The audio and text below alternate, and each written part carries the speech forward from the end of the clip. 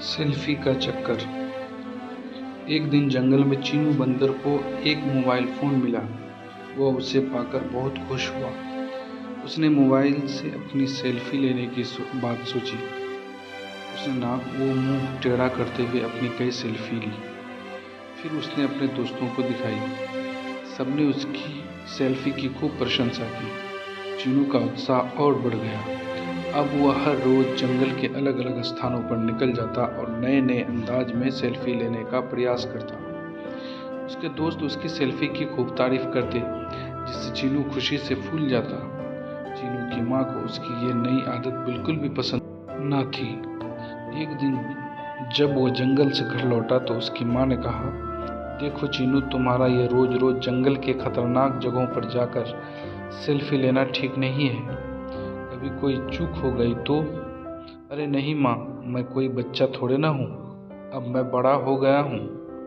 चीनू ने अपनी माँ की बात काट कर कहा, मुझे अपनी रक्षा करना अच्छी तरह आता है। चीनू पर माँ की बात का जरा भी असर न पड़ा।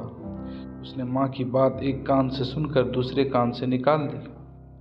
चीनू के ऊपर सेल्फी का भूत सवार हो गया था। उस पर दोस्तों की मिल रही वाहवाही आग में घी कर रही थी। हर रोज एक से बढ़कर एक सेल्फी लेना अब उसका शौक बन गया था। वो कभी किसी पेड़ पर चढ़कर तो कभी जंगल के किसी पहाड़ पर या नदी के पास जाकर सेल्फी लेता रहता था।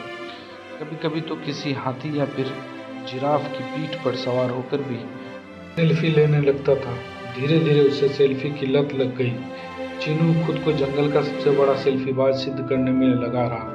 एक दिन चीनू ने जंगल के सबसे बड़े पेड़ की सबसे ऊंची डाल पर चढ़कर सेल्फी लेने का प्लान किया।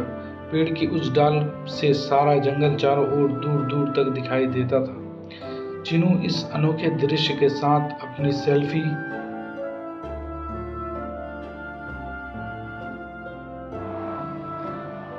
लेने के लिए पेड़ पर चढ़ गया। पेड़ की सबसे ऊंची डाल पर पहुंचकर चीनू ने अपने आगे के एक पैर से मोबाइल को पकड़ा और दूसरे से पेड़ की डाल पकड़ी। उसके बाद डाल से हवा में लटकते हुए उसने सेल्फी लेनी शुरू की। वो अलग अलग पोज में सेल्फी लेने में खोया हुआ था कि चढ़ चढ़ की आवाज आई, पर चीनू का ध्यान आवाज की ओर नहीं गया। वो सेल्फी लेने में पूरी तरह खोया रहा। उसी बीच चढ़ चढ़ की एक जोर की आवाज आई और जिस डाल को पकड़कर चीनू सेल्फी ले रहा था वो पेड़ से टूट गई। चीनू पेड़ की डाल पकड़े हुए अन्य डालों से टकराता हुआ ऊपर से नीचे धम से जमीन पर आ गिरा। जमीन पर गिरते ही वो जोर से चीखा, आह, मर गया।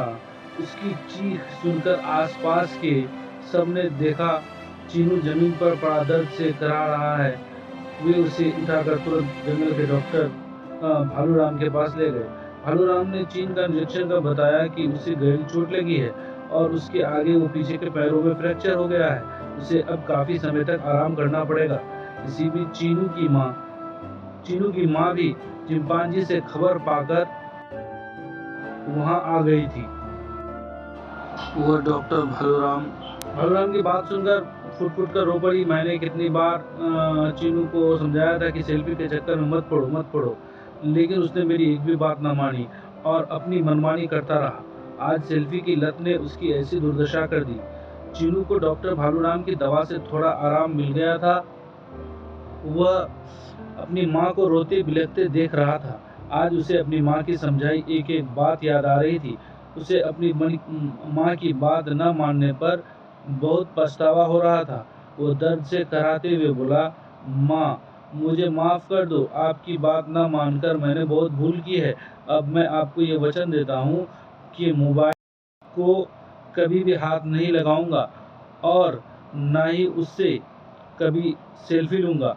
मैं अपनी ये सेल्फी की लत को भी हमेशा के लिए छोड़ दूंगा। चीनू को अपनी भूल का एहसास होते देखकर उसकी माँ उसे अपने गले लगाकर बोली, बेटा, इसमें मोबाइल का कोई दोष नहीं है, बल्कि दोष तुम्हारा है। तुमने अपनी जान जोखिम में डालकर सेल्फी ली थी, जिससे तुम्हारे साथ इतनी बड़ी दुर्घटना हुई। अगर तुम सही और सुरक्षित तरीके से सेल्फी लेते तो इस हादसे का शिकार होने से बच जाते। चीनू ने माँ की बात को गांठ बांध लिया, साथ ही सेल्फी की लत को भी छोड़ देने का संकल्प कर लिया।